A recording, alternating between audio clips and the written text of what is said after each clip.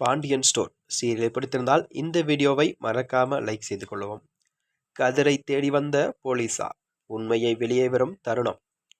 வாங்க வீடியோவை முழுமையாக காண்கலாம். கதிரை தேடி போலீஸ் வீட்டுக்கு வந்த நிலையில்தான் கோமதிக்கு எல்லா உண்மைகளும் தெரிய வருகிறதா.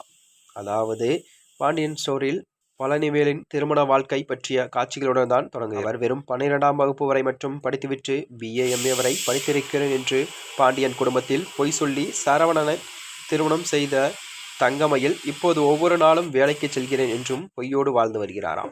இன்னும் எத்தனை நாட்கள் தான் இப்படி மாற்றி மாட்டிக்கொண்டே இருப்பார்கள் என்பது குறித்து இயக்குனர் தான் சொல்ல வேண்டும் என்று இதற்காகத்தான் தங்கமயில் தமது அம்மாவிடம் சண்டையும் போட்டுள்ளாராம். கடந்த ஒரு வாரமாக மயிலின் குடும்பம் பற்றிய டாபிக்கே வரவில்லையாம். ஆனால் இன்றைய எபிசோடானது நீ வேலைக்கு போகிறேன் என்று பொய் சொல்லிட்டு நம்ம வீட்டுக்கு வந்துவிடு என்று அவரது அம்மா அறிவுரையும் வழங்குகிறாராம். ஆனால் நிரந்தரமாக மட்டுமல்ல வந்துவிடாதே என்றும் கண்ணீர் மல்க சொல்கிறாராம். இதனைத் தொடர்ந்தால் மீனாவின் திருமண வாழ்க்கை குறித்து அவரது அப்பா கேட்கிறார். அதெல்லாம் தாம்பூலத்தில் தான் தாங்கவில்லை, மற்றபடி எல்லோரும் என்னை நல்லாத்தான் பார்த்துக்கிறாங்க அப்படி சொல்கிறாராம்.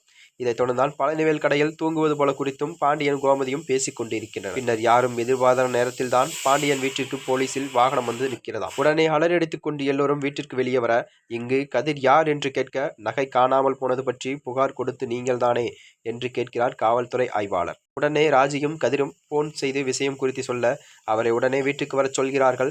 கடைசியாக கோமதியிடம் ராஜி மற்றும் மீனா இருவரும் கடந்த எல்லாவற்றையும் எடுத்துச் சொல்கிறார்களாம். தொடர்ந்துதான் அடுத்த கதைக்களம் உருவாகிறதாம்.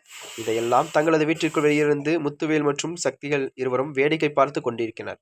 ராஜிக்கு அவரது நகை திரும்ப கிடைக்குமா? அப்படி கிடைக்கும் பட்சத்தில் தான் அந்த நகை ராஜீவின் அப்பாவிடமே திரும்பி கொடுப்பாரா என்பதுதான் அடுத்த கதைக்களம் உருவாகும் என்று எதிர்பார்க்கப்படுகிறதா.